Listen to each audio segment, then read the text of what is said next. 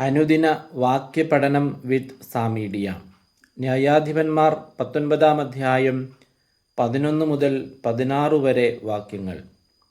അവർ ജബൂസിൻ്റെ അടുത്തെത്തിയപ്പോൾ നേരം വളരെ വൈകിയിരുന്നു. ഭൃത്യൻ യജമാനനോട് പറഞ്ഞു, നമുക്ക് ജബൂസ്യരുടെ ഈ പട്ടണത്തിൽ രാത്രി ചെലവഴിക്കാം. വാക്യം 12.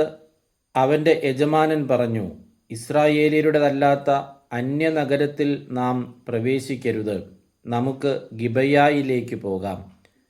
വാക്യം 13. അവൻ തുടർന്നു, നമുക്ക് ഈ കാണുന്ന സ്ഥലങ്ങളിൽ ഒന്നിലേക്ക് പോകാം, ഗിബയായിലോ റാമായിലോ രാത്രി കഴിക്കാം. വാക്യം 14. അവർ യാത്ര തുടർന്നു. ബെഞ്ചമിൻ ഗോത്രക്കാരുടെ പട്ടണമായ ഗിബയായിൽ എത്തിയപ്പോൾ സൂര്യൻ അസ്തമിച്ചു. വാക്യം 15. അവർ ഗിബയായിൽ രാത്രി ചെലവഴിക്കാൻ ചെന്നു. അവൻ നഗരത്തിൽ തുറസായ സ്ഥലത്ത് ഇരുന്നു, കാരണം ഒരു മനുഷ്യനും രാത്രി കഴിക്കുന്നതിന് അവരെ സ്വാഗതം ചെയ്തില്ല. വാക്യം 16.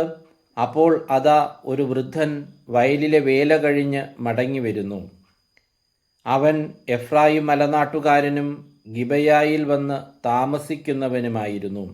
സ്ഥലവാസികൾ ബെഞ്ചമിൻ ഗോത്രക്കാർ ആയിരുന്നു.